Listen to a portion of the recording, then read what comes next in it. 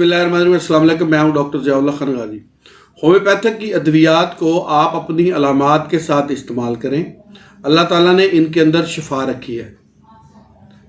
मैं ये कहता हूँ कि रोए ज़मीन पे इंसानियत के लिए अल्लाह ताला ने होम्योपैथिक को ईजाद करवा के इंसानियत के ऊपर एक बहुत बड़ा एहसान किया है, जैसे और बेशुमार एहसानात हैं, क्योंकि इन अद्वियात के नुकसानात नहीं हैं।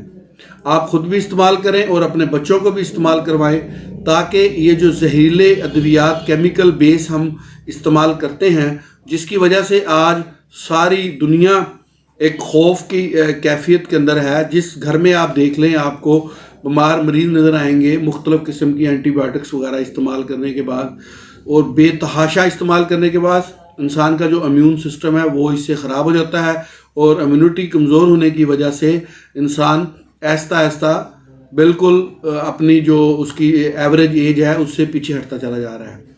तो ये जो मुख्तलिफ़ अलामात के साथ मैं आपको अपने क्लिनिकल एक्सपीरियंस बयान करता हूँ, इनको आप नोट करें और मेरी जो वीडियोस हैं उनको देखें। मैंने तकरीबन कोशिश किया है कि जितने भी मसाइल का हमें सामना करना पड़ता है, उन तमाम मौज़ूआत के ऊपर मुख्तलिफ़ वीडियोस बनाकर इसी चैनल के ऊपर रखी हैं।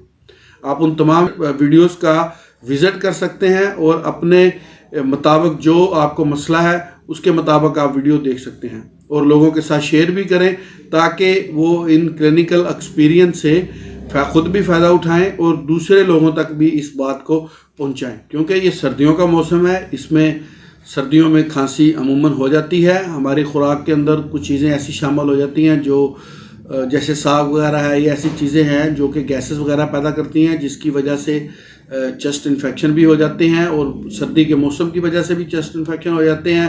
ठंडी हवा लग जाती है तब भी मसले मसाइल पैदा हो जाते हैं। तो वहाँ पे आप इन अलामात के मुताबिक अद्वियात इस्तेमाल करें। तो आज जो मैं आपको दवाई बताऊँगा वो है कोकस कैक्टाई।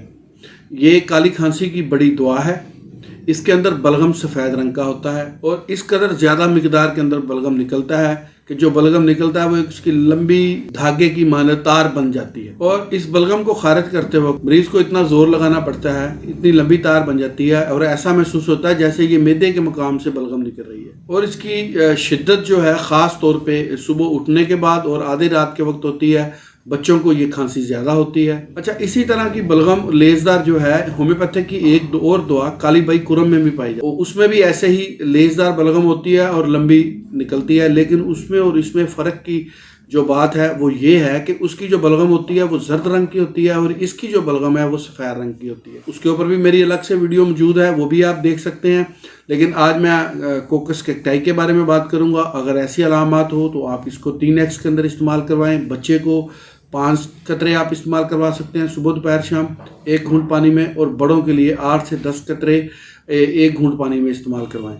कुछ हिस्सा मतवातर इस्तेमाल करवाने से ये काली खांसी के लिए इंतहाई मुफीद है।